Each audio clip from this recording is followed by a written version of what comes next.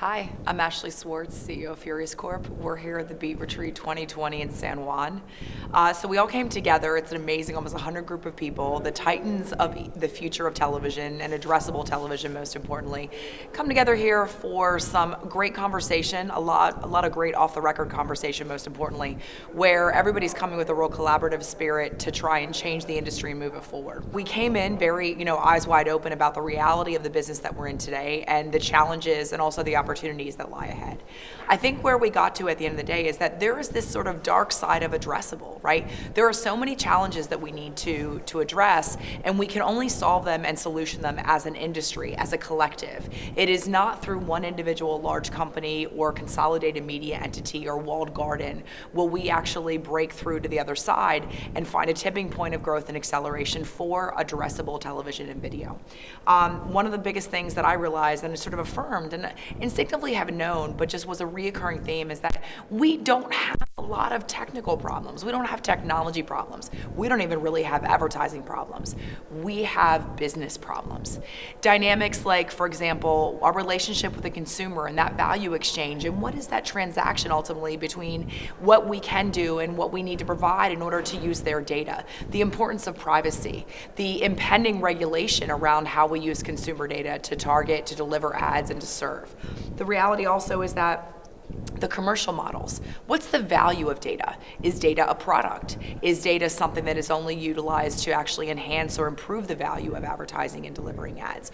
What does it mean, and how do we make sure that the companies that have data ultimately are provided fair value by the companies that want to use their data, and to ensure that they use it with integrity and they don't violate the sanctity of the consumer relationship? One of the most salient things that I heard said during the conference is that the consumer and the audience or the user is really all that matters, period. Done. They're the most important thing. And I think it's important that we keep coming back to that as we talk to this evolution or we evaluate how we shepherd progress and we shepherd change as moving towards more audience, impression, addressable delivery of premium inventory and formats. The other thing that was very interesting is that, this idea of data sharing and what it means, and the construct of clean rooms coming to television, and how we use and we share data, and what the middlemen or these enablers in the middle provide.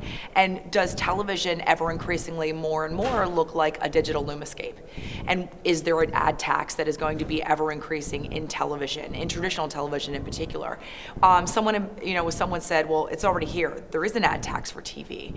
But I think the reality is that the cost of doing business for television as we venture into audience-driven television is and will continue to increase. And there is a tipping point where the cost of doing business and the cost of serving actually may exceed the incremental revenue that at least is to be had in the short term. So the economics of the future of television are actually the big looming sort of cloud overhead that everybody needs to really understand and have a sense of clarity and vision and foresight as to what the true economics of TV tomorrow mean for them. What role does addressable play? What leg of the stool is it? Linear and traditional TV will continue to be a tentpole for both bookends of the value chain, buyers and sellers. And if we know that to be a truth, how do we actually bring traditional television to a place of evolution that it stands to change, evolve, serve, but ultimately create economic value for the entirety of the value chain, both buyers, sellers, and create businesses that middle people, the value-added resellers or the intermediaries that enable addressable television can continue to be profitable and succeed and thrive. And that is really the crux of it. How do we create a marketplace and a value chain for TV where audiences, buyers, sellers, technology companies, enablers, data providers can not just survive but thrive in the TV that we envision tomorrow? I'm going to continue to talk about this as I go home, as long as I have a voice, and I invite you to join the conversation. Thank you for another amazing retreat, and we look forward to seeing you next year.